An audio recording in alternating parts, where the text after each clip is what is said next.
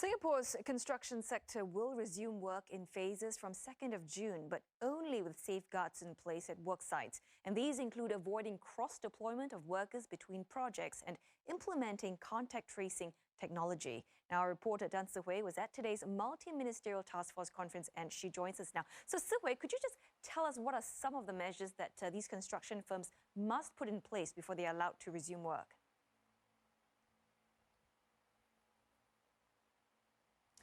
So there must be a few safe criteria that must be in place. One is at the workforce and one is at the worksite. Now, at the workforce, workers can download the Trace Together app that will allow the employers to establish a system to track the health status of workers and also to manage interactions on rest days, as well as regular COVID-19 testing for the workforce. That's before they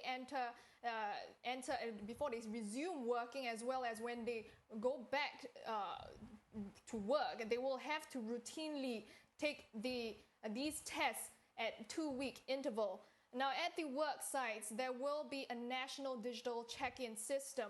That's called the Safe Entry. They will record all entries and exits. There'll also be strict safe management measures that will be enforced to prevent outbreaks, such as segregating workers by teams into different work zones. And we're looking at staggering their breaks as well. Now, at the dorms, as mentioned before, the Health Ministry said that it will systematically test all foreign workers at the dormitories, and those recovered will stay in blocks for recovered workers. Now, there will also be a system of safe management measures at work sites. We're looking at appointing safe management officers to ensure safe distancing.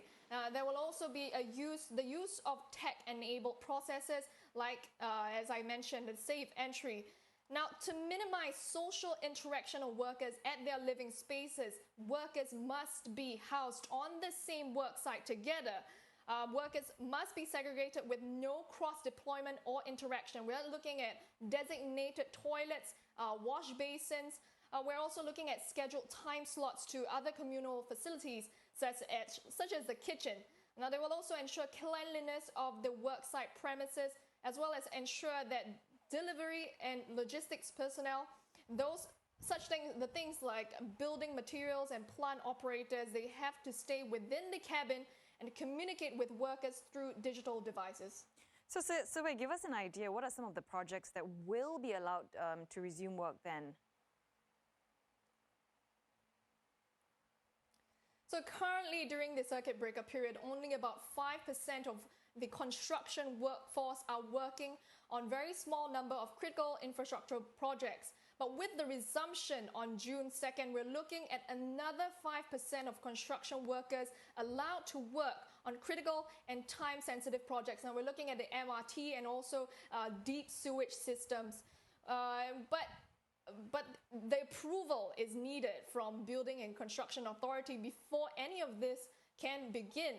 When asked about built-to-order flats, the authorities emphasize that the operators must first adhere to these measures before work can resume, and it also applies to all construction projects.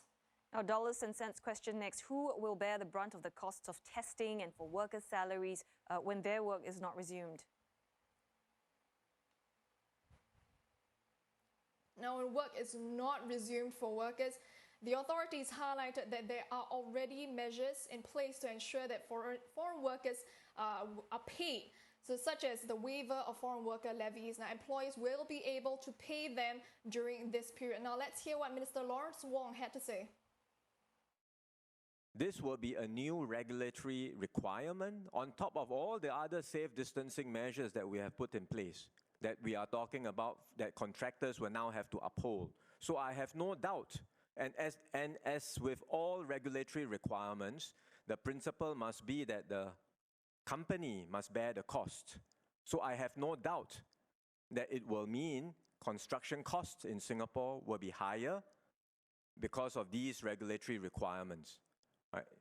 And all of us have to be prepared to pay this higher cost because we want construction work to be done safely in Singapore from henceforth.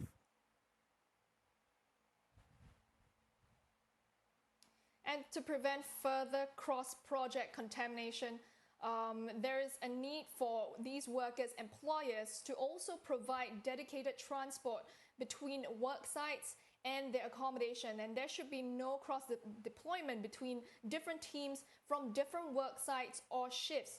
Yeah, this is to avoid the industry having to stop again on a large scale after having just restarted. All right, thanks very much, Sukhui, for the updates on the COVID-19 pandemic in Singapore.